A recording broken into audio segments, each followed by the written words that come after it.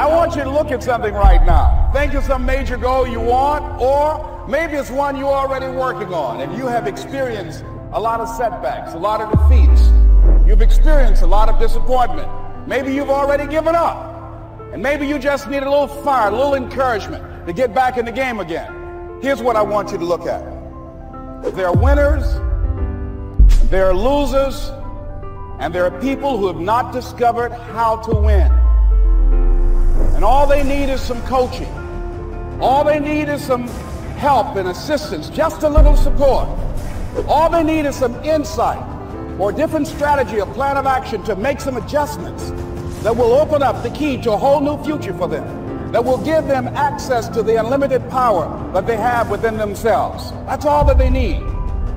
So what I want you to do is think about something you want for you, that's real for you, that's important for you, that will give your life some special meaning and power. And I don't even want you to say, I can do that. I don't want you to assume that. See, 5 years ago when I started out in this area, I would not have been able to make the mental leap that I would be up to where I am right now. I don't want you to begin to just psych yourself out. No. I want you to be able to say something to yourself that will enable you to maintain a level of integrity with yourself. That when you say this, even when you face tremendous setbacks, it will be a benchmark to keep you in the game, to keep you moving forward and experimenting and readjusting your strategy and your plan of action, continuously looking for ways to win. So what is that something?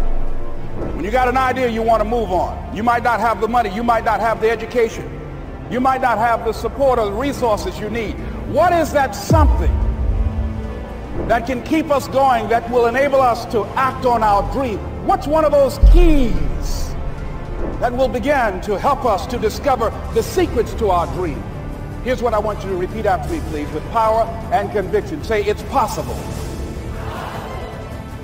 That's all I want you to do when you look at your dream. Just say to yourself every day, it's possible. Just say that every day to yourself, it's possible.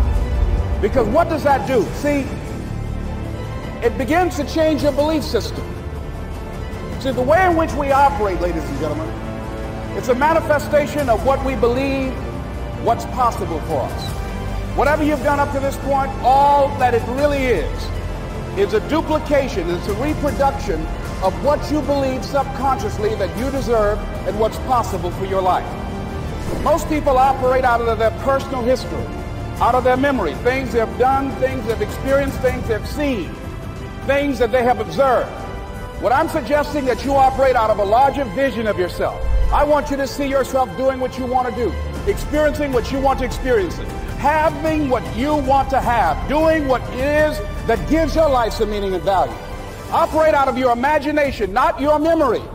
Because whenever you look at where you want to go, I'm wanting to warn you, you will have some conversation back here after you go through the data that you've experienced in life saying you can't do it. And so what you want to begin to do is ignore that inner conversation. Well, most people, ladies and gentlemen, when something happens to them, what they do is they begin to believe that that's the way it is. That's the way it's always been. And they can't see the possibility of it being any different. Example, before April 1954, the common belief, the universal belief, because it had been tried again and again and again and people had failed, the belief was that man was not physically capable of breaking the 4-minute barrier, that he could not run a mile in less than 4 minutes. That was the belief on the planet. It had never been done. But here's what happened, ladies and gentlemen. Roger Bannister came along, and he broke the 4-minute barrier. Now here's what's significant about that. Since that time, up to this day, over 20,000 people have done it, including high school kids. What changed? 20,000 people, what changed? Here's what happened when they got on the track. They knew it had been done. And because they knew it had been done, there was a new belief about this barrier, about this goal that was unreachable.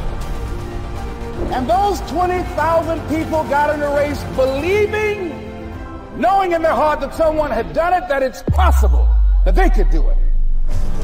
And I'm saying that if you know anybody that had some goal, some dream, something they wanted to do, and they did it, then I'm saying that you know in your heart that if someone has done it, then you can do it. It's possible.